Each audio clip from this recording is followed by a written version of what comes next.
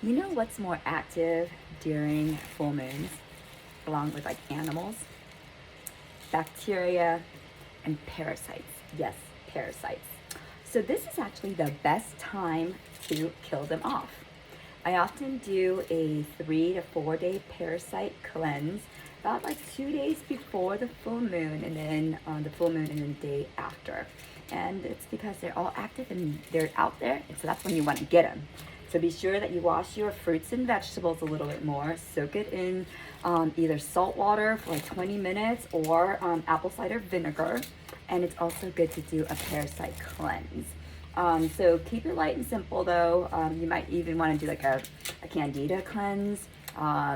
Woodworm and some other herbs may be good. There's also some solutions, but take it easy, okay, on it. And if it's your first time, go slow and introduce yourself to it. Don't go full out, and then work yourself up to like maybe 2 or 3 months later. Something else that may be really good to kill off parasites is gargling with salt water.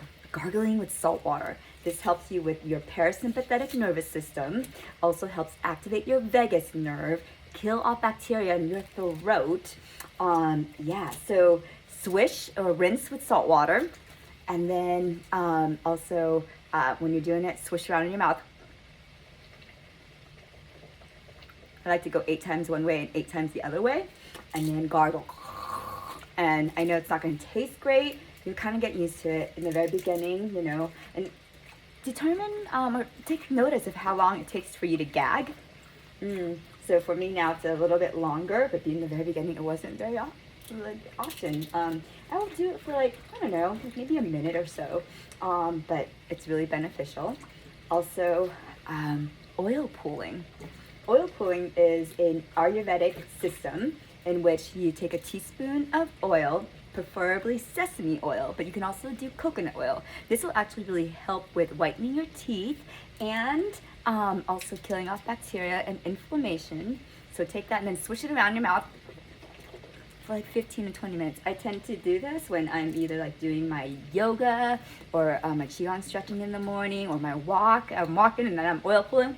You want to do it at the beginning of the day to get out everything, and then afterwards rinsing with salt water, and then using a different toothbrush because your saliva and such have toxins in them now, and so you want to use a different toothbrush for it. And then the salt water will really help purify it as well. Yeah, so these are simple clearing things. I also like to do a castor oil pack during this time, in which that's when I'm meditating or at night when I'm reading, and I have a castor oil pack in which I got it off of Amazon because they can be quite messy if you do your own, but there's this one that like you can keep on doing it. And then there's like a little pocket, and so I put a crystal in it too. Everything's intentional, right? So yeah, castor oil packs will help your body cleanse in a very natural and light way. These days I don't do the drastic cleanses anymore because of my sensitivity, and it also aggravates my nervous system, and less is more. Less is more. And you want to ease yourself into it before you just go full force. So I hope that these tips help you with getting rid of the parasites in your life. Now, during the full moon, sometimes I also recognize what parasites in my life are people, the ones that take away my nourishment and don't do me any good. And then I do a ritual to get rid of that parasite. The Ho'oponopono is a great one, the compassion exercise, the Tong Lin, but really setting my terms of engagement. I don't want to say boundaries anymore because it can change, but the terms of engagement, that's kind of like a contract, and you can change that contract at any time. But this time around, this phase, this season, the terms of engagement have to change.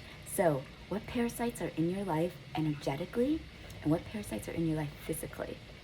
Utilize the full moon to get rid of, to release, to let go of things that don't serve you anymore.